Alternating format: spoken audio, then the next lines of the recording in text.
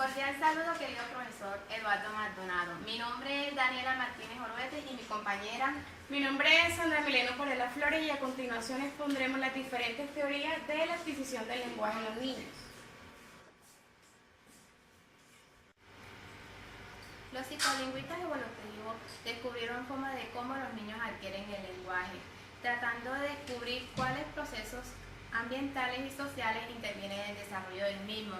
Debemos tener en cuenta que en la teoría de la adquisición del lenguaje no es uno solo y que hay autores que aportaron de cómo los niños aprenden el lenguaje. A continuación, mediante los diferentes cuadros comparativos, veremos las diferentes teorías de los diferentes pensadores acerca de cómo los niños fueron desarrollando su lenguaje. El teórico exponente Burrus Frederick Skinner, denominación de la teoría conductista. Comenzaremos con los términos básicos, como el estímulo, el reflejo, la respuesta, el condicionamiento operador, el estímulo reforzado, la operatividad, la recompensa y el castigo. Ahora les hablaré sobre el objeto de estudio. La teoría conductista se basa en la conducta observable para controlarla y predecirla, donde dice que los niños imitan para poder asociar situaciones, objetos o acciones basados en el condicionamiento operante, los estímulos y la recompensa. Skinner aportó que atacó la costumbre contemporánea para utilizar el castigo para cambiar la conducta del niño. Segundo, sugirió el uso de la recompensa y los refuerzos positivos de las conductas correctas, donde mejora el niño desde el punto de vista social y pedagógico. Utiliza terapias de la conducta y también utiliza el método educativo y el aprendizaje. A continuación pasaremos a los factores que intervienen en el aprendizaje. Estas son, primero, factores del ambiente. Segundo, los estímulos ordenados. Tercero, la retroalimentación. Y por último, el aprendizaje. ¿Cómo se evidencia el aprendizaje en los niños? Se evidencia con los cambios de las conductas observadas. Al aprendizaje se logra cuando se demuestra o se exige una respuesta apropiada por medio del estímulo y una recompensa.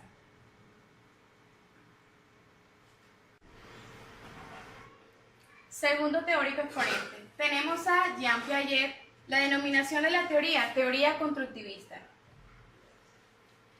En los términos básicos tenemos esquema, estructura, organización, adaptación, asimilación y acomodación. Dentro de los objetos de estudios, dice Piaget que se basa en el que el lenguaje está subordinado al pensamiento y se encuadra dentro de las teorías de tipo innatista. La adquisición del lenguaje se debe a factores biológicos y no culturales.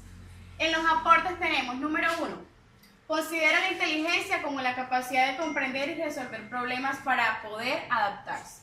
Número 2, los niños desde que nacen construyen y acumulan esquemas como consecuencia de la exploración que llevan a cabo dentro del ambiente en el que intentan sobrevivir.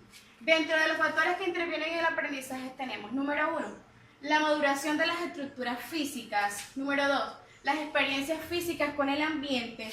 Número 3, la transmisión social de información y conocimiento. Número 4, el equilibrio. Capacidad de autorregulación del organismo que tiende a mantener un equilibrio con el medio. ¿Cómo se evidencia el aprendizaje en los niños? Se evidencia en cuatro etapas. La primera etapa, la etapa sensoriomotriz, que va desde el nacimiento a los 2 años. La segunda etapa es la etapa preoperacional, que va de los 2 a los 7 años. La tercera etapa es la etapa de las operaciones concretas, que va de los 7 a los 11 años. Y por último tenemos la etapa de las operaciones formales, que va de 7 años en adelante. Tercer teórico exponente, Lev Vygotsky, denominación de la teoría sociocultural. Términos básicos: contexto social, ambiente, sociedad, entorno, zona de desarrollo próximo, niveles superiores, niveles inferiores, mediación o medidor. Pasaremos a los objetos de estudio. Resalta que el lenguaje está condicionado por el desarrollo de la inteligencia. Considera que existe una distancia óptima entre lo que se sabe y lo que se puede saber, teniendo en cuenta el eje fundamental del lenguaje como los elementos más ricos de la transmisión social. Aportes. Primero, sostiene que nuestro desarrollo, si bien tiene una base genética, es cultural y depende del tipo de experiencia que se tiene. Segundo, Vygotsky introduce que el concepto de desarrollo próximo que se instala entre la zona del desarrollo real y termina en la zona del desarrollo potencial. Factores que intervienen en el aprendizaje. Primero, comprender los procesos sociales que influyen en la adquisición mediante las habilidades intelectuales. Segundo, atención voluntaria, memoria lógica y formación de conceptos. Y tercero, el ambiente. ¿Cómo se evidencia el aprendizaje de los niños? Los niños tienen habilidades elementales innatas como la percepción, la atención y la memoria. Segundo, los niños van adquiriendo nuevas y mejores habilidades cognitivas como el proceso lógico de su inmersión en un modo de vida.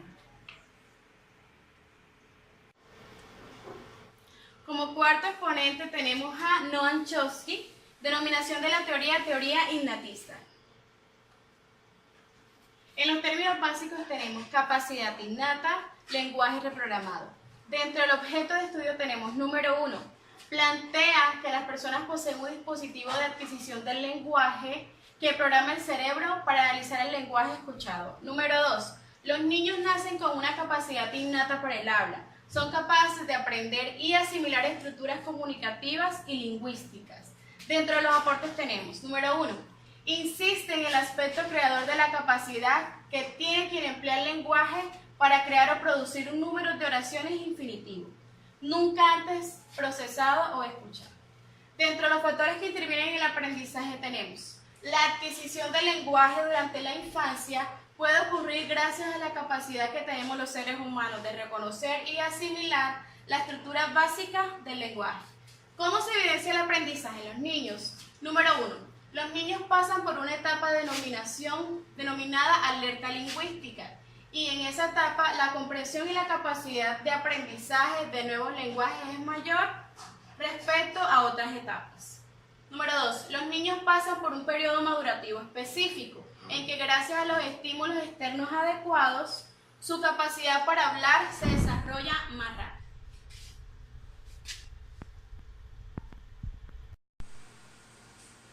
Como quinto teórico exponente tenemos a Jerome Bruner, denominación de la teoría neurolingüística. Dentro de los términos básicos tenemos andamiaje, motivación, refuerzo, simbólico, icónica y enactiva.